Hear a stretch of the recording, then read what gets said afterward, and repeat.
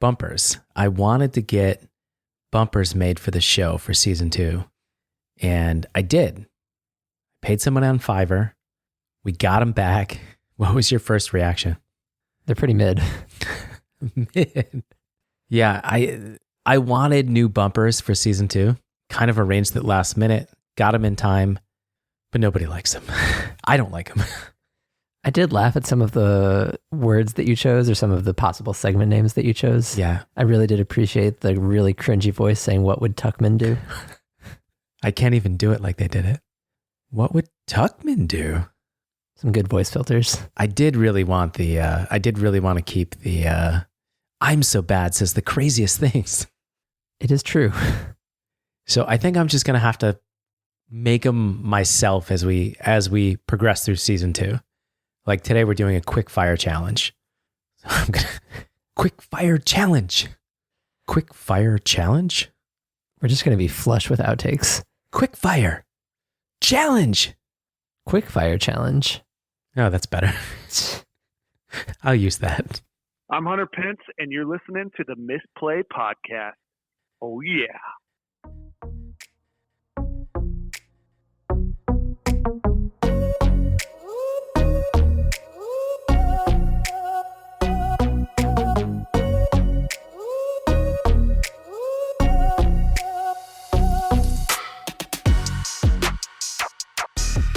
Hello, and welcome to the Misplay, where we start taking resources for a card in Splendor one turn behind our opponent.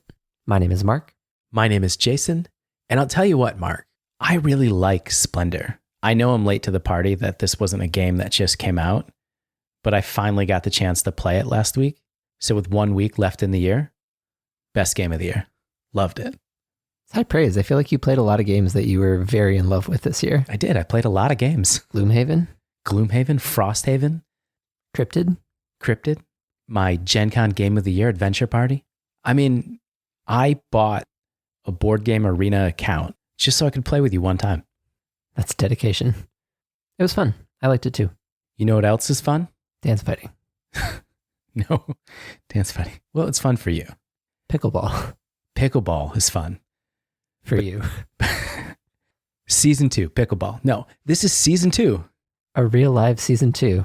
And we have joked in Discord, we have joked on the show a few times about season 2. That's because it was kind of a running joke in our previous podcast. We never got to a season 2. In fairness, we did almost 100 episodes. We just never transitioned into a second season. But now I get to. When I upload this episode, I get the click season 2 from the dropdown. I'm sure that'll be, as someone who likes organization and, dare I say, systems. Business. We're still doing it backwards. Yes.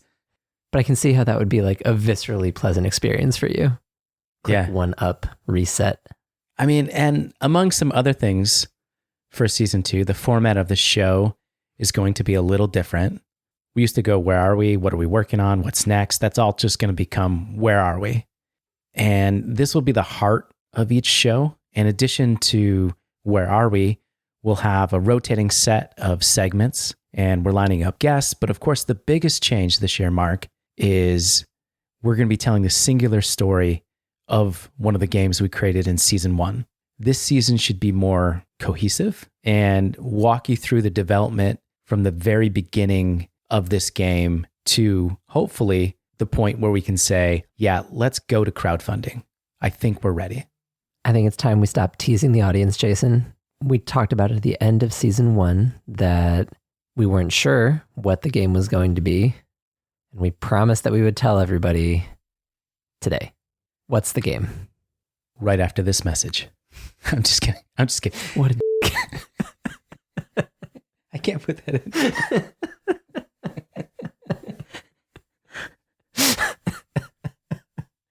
No, the game is Animal Kingdom. We have selected and chosen the build Animal Kingdom. And if you've been following us, you know a little bit about it. If you're new, we got you in a couple minutes. Today's episode is sponsored by Rebel Raptor Games. Rebel Raptor Games is a new indie board game publisher focusing on making games that are perfect for kids and new players, but are just as fun for seasoned gamers. Their first game, Raising Rabbits, launches on Kickstarter in March. Follow them on Instagram at rebelraptor.games or visit rebelraptor.com to join their mailing list for exclusive updates. We've told them the game, Mark. It's Animal Kingdom. But before we get into where are we and talking about Animal Kingdom, new segment, Quickfire Challenge. I'm supposed to use yours. I think you just said Quickfire. Quickfire. Too much. It's quick. Quickfire Challenge. Quickfire. We're working on the bumpers. So this segment, Quickfire, is a short gamified exercise to keep our minds thinking about game design. And our first Quickfire challenge is what I'm calling random word game. Random word game can go a lot of different ways. I'm going to do what we did this week on Blue Sky.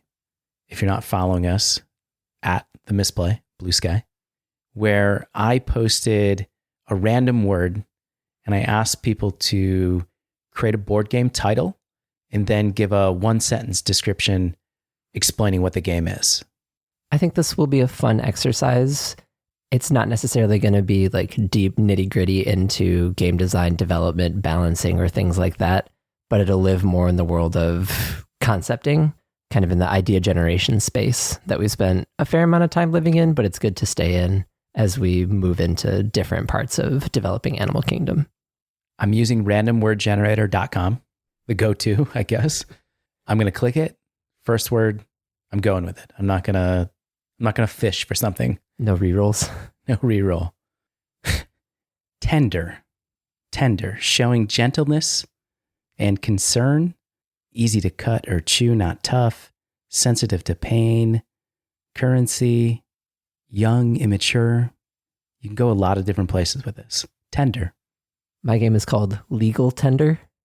It's a finance game where you try to affect the economy of the game to make the materials that you sell more likely to be selected to create a new currency. Nice. Let's see. Stay away from dating game. I was just going to do dating game. I was doing dating game. That's what I was going to do. I have to close my eyes to think. Tender Mercenaries. Yeah, I like your reaction. In Tender Mercenaries, there are a group of people, there are characters, NPCs, that have to be essentially assassinated, and you have to do it in the most kind and loving way. It's incredibly dark. Sounds like a great tabletop RPG. Tender Mercenaries. Let's roll up characters. I'm ready to go. Quickfire. Now over. See, it was a good exercise. It was fun.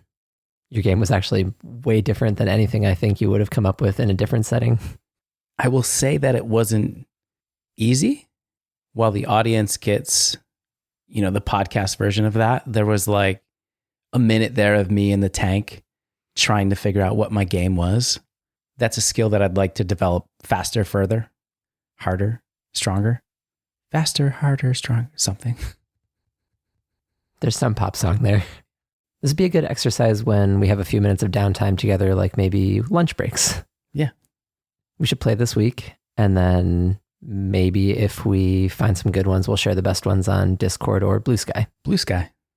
Hashtag Misplays. Hashtag Quickfire. Oh. Let's quickly turn our attention to, how did you say, the heart of our show? The meat of the show? Yes. Yeah. The bones? The heart is what I said. Tender. Tender. Where are we? We're building a game. And I know I said that a year ago. And as it turns out, you can't just build a game when you don't have any game ideas or a flimsy plan to build that game. The game that we're building is tentatively called right now Animal Kingdom. That's what we've been calling it. And if you listen to season 1, you heard how we got to it and all the games that it nearly was. If you're new to the podcast, if you're listening for the first time, Animal Kingdom is a social game aimed at casual board gamers. It's election season in the Animal Kingdom. You play the role of an animal vying for the most votes to be the ruler of the jungle. You develop your platform of soft and hard stances, debunk slander from your opponents, throw shade accordingly, and try to come away with the most votes when the polls close. It's a good elevator pitch. I feel like our elevator pitch has come a long way. Yeah. Ding. So with that in mind, I feel like you've painted a good context of what kind of narrative, what kind of world players can expect to imagine themselves in if that's something that players are into. For our purposes, if you want to think a little bit more about the physicality of the game, how the game would look, sound, feel as you play, we've already talked about the objective of the game is to collect the most animal voters and be elected the ruler of the jungle. This is largely a card game, but you can imagine a playing space where you have a center board where the animal cards, we'll call them voter cards for now. Voter cards are set in the middle, and then play will go around your play group in a turn order, and players have access to 3 different kinds of cards. There are hippo cards, which you use to oppose your opponent's stances. There are hard stances, which strongly bring voters to you. And there are wild cards, which will have a variety of different effects on the game state. Each player will start with some number of those cards in hand, and then move through a turn sequence where players take turns taking an action. The actions in this game are taking a soft stance, banking a voter, or playing a card. Those actions all affect or adjust where the animal voters are located accordingly, and then the turn will pass to a new player. At the end of the game, after a determined number of rounds, when the campaign season ends, players have one final chance to win the votes of undecided voter cards. The player with the most banked votes wins. That's a good description. I know it's challenging on listening to a podcast to, see how a game is played, but that was a pretty good description, Mark. You know what would be really interesting? We have to save that clip, play it, end of season 2. So last episode of this season, when we're ready to say, yeah, game is ready. How close is the game to what you just described? Our thinking is it's not going to be very close, right? What's really interesting is that everything you described, I think can still be the core. Like that's the core of the game. But what we didn't talk about were any of the mechanics that kind of underlie that, right? We're saying you get cards, you play cards, but we're not telling you exactly how or when or, what those effects are going to be. I think all of that I think the core of what you described should be accurate. I think when season 2 ends, when we're ready to say, yeah, we got it, I think that's what the game still is. But the way we're playing it right now, I think will change quite a bit. But who knows? Maybe it'll be a trick-taking game for tricksters. Who does know? And I've said it, that's what I'm most excited for, is that overhaul, that change to the game, working with a group of people to make this fun, to make it replayable, to be really proud of it. I agree. I think this is the fun part.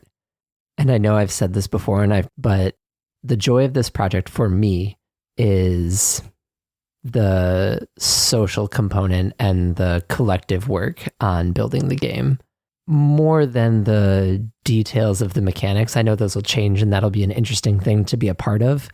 But at the end of the day, I'm more attached and I take more out of the social collaborative component than ultimately what mechanics fall or how the end game plays or what we name victory points.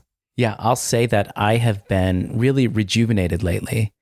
I want to take a minute to pause and shout out Scott. Scott is a member of the Misplay, and for the last couple of months, as much as you and I are the face of the Misplay or the voice of the Misplay, Scott's been driving everything. Scott has been working really, really hard. He's totally reworked the website. We're no longer using Wix. He's rebuilt the website. The newsletter is now going through a different service called Button Down. Saved us a lot of money. He's automated the podcast to our website. He's automated it to YouTube. It's now on YouTube, but it's just audio for the moment, for now. We're setting ourselves up for the future. Mark is kind of like looking away. I've already told Mark that my season 3 goal is to be live on YouTube with video. That's my That's my out there goal. I think podcasts are great. I do think we have to start showing the audience more things. And I don't think we're going to be able to do all of that through Instagram. So, recording a playtest session of Animal Kingdom when we have physical copies in front of us, I think would be very interesting to show. And I think we just have to start thinking about those things. I would echo all of your sentiments about the work and the time that Scott is putting into the show, the team, the game.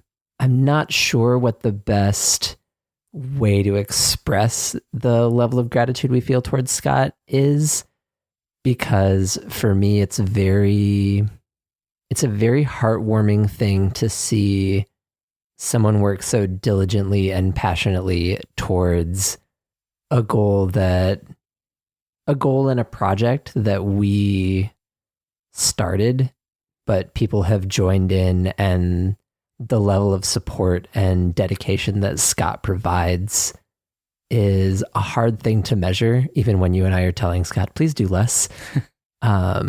It's really touching to see that level of commitment. Now, if you are just joining us for season 2, welcome. I want to give you a 30-second recap of last year, though. So here's the Misplay in 30 seconds. We wanted to build a game. We didn't know how. We built some simple concepts. We went to Gen Con and saw how deep we were in it. We rallied the Misplay team behind us. We brainstormed, we play tested, we voted, and we decided to build this game, Animal Kingdom. That's 30 seconds. That was last year. It sounds like you need to put it to a song. I thought the first couple of lines, I was like, oh, this isn't going to be a great song. This could be like the Misplay single. But not the dating kind. Well, if this part makes the show, the audience heard it. I put some music. And if you followed us the whole way last year, you might perk up when we say MMA Gauntlet or Supermarket Game or the dating game, Nightmare Smashers, some form of a trick-taking game for tricksters, Depths. They all exist. All of those games that we were working on last year, they exist. They're there. And the Misplay is more than just Mark and I. There's a handful of people on the team. We'll spend this year getting to know some of those people. Scott was one of the people we just talked about. If we're going to be successful as a company, as the Misplay or Misplay Games, we're not just going to live and die with Animal Kingdom. There's other things that we are passionate about that we want to continue working on. One of those, Mark, trick-taking game for tricksters. I know we almost had an 11th hour reconsideration for your game. And I don't think we should let those things go. Depths, we should not let it go. We should continue to develop it, because I don't want to, yes, we're trying to build Animal Kingdom. I don't want it to be the only thing we ever do. There's that optimism from you again. But we made a decision, though, for season 2, for this season, we're going to be focusing on Animal Kingdom and its story. That's what season 2 is. Season 2 is us building Animal Kingdom and telling its story. Yes. True. Just needed confirmation. Step 1 of that, we needed a project manager. We needed somebody to drive this thing. I'll get you your world's best boss mug. Thank you. And that is me. I am the project manager for Animal Kingdom. And I posted this week, I keep saying it, Blue Sky. I posted on Blue Sky that the hardest part about making a board game is watching me do it. The first thing that everything kind of pointed towards was we needed a roadmap. We needed to map out the scope and sequence of building this game. So I sat down and I did that. I've mapped us out for at least a year. I'm hoping that we're going to be able to say at the end of this season that this is the game that we want to take the crowdfunding. We're ready. It's there. And there's milestones all along the way. There are stretch goals in there. We want to be in the first exposure playtest hall in Gen Con. We don't know how yet, but we know that application will open up later in the year and we can apply for that. But if we can't be there, we'll be somewhere else. There's lots of places that we can take our game to have people play test it. There are things in the roadmap I don't know how we're going to do yet. Art. I have it kind of laid out. This first month is us figuring out who's the audience for this game. Who do we want to make this game for, or who would play this game? And figuring out what the pros and the cons are of the game right now. There's lots of pros, there's lots of cons. We made a list as a team. And I said in the meeting with the team, I said, this game is done when there's no cons left on this sheet. What'd you think of that moment? That was my Jerry Maguire moment. Who's coming with me? Like, that was my big moment. I think it's a really ambitious criteria to say there's nothing about this game that I don't like.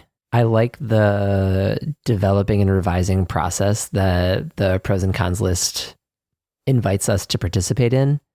And I think when we get to the next meeting or subsequent meetings where we're revisiting that list, I think I would advocate for coming up with a criteria that isn't just, we believe the game is perfect.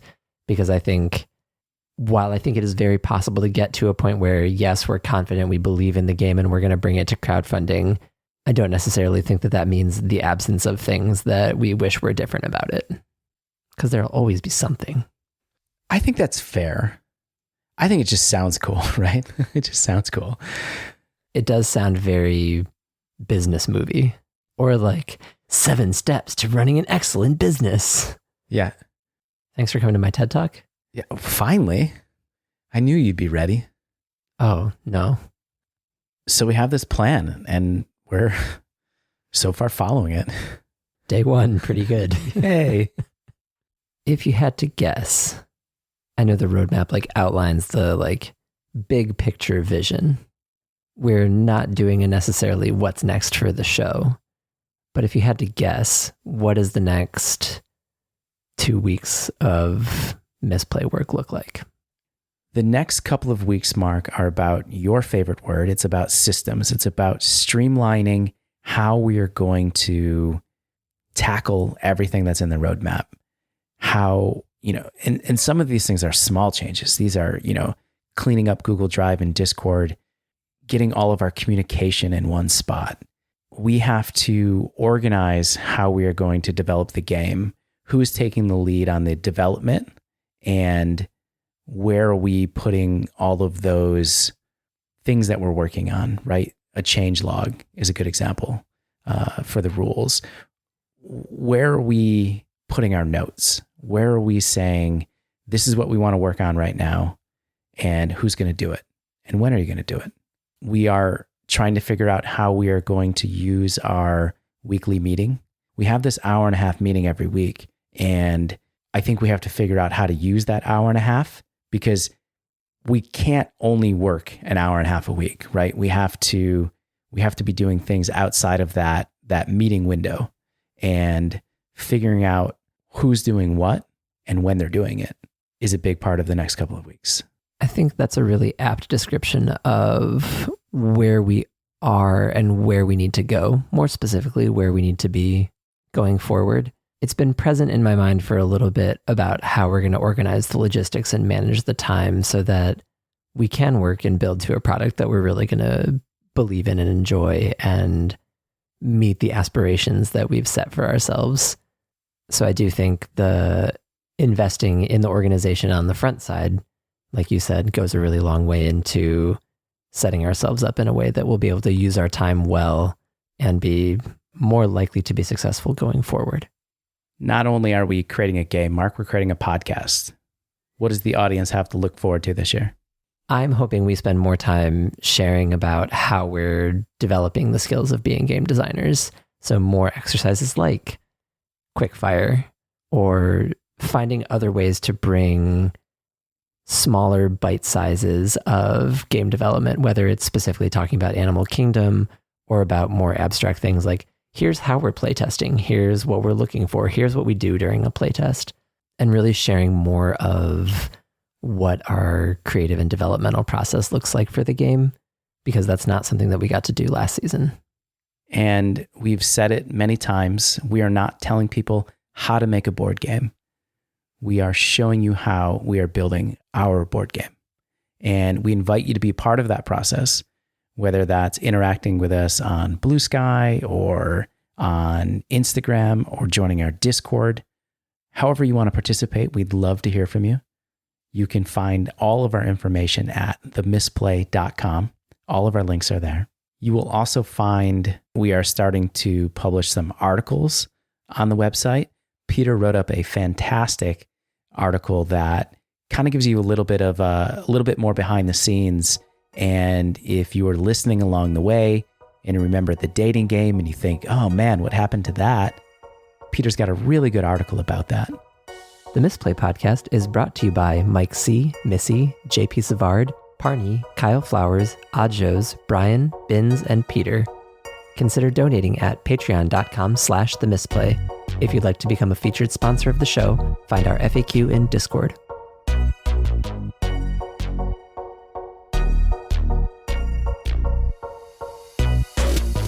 Hello, and welcome to The Misplay, where we start Where Mark starts talking while I'm still taking a drink. Jingle, jingle, jingle. You just like head down, just started the show. Didn't even look at me. Didn't even go like, is he ready? Does he have a chai tea in his hand? I took a deep breath for myself. I was prepared. Can we start the show now? We can.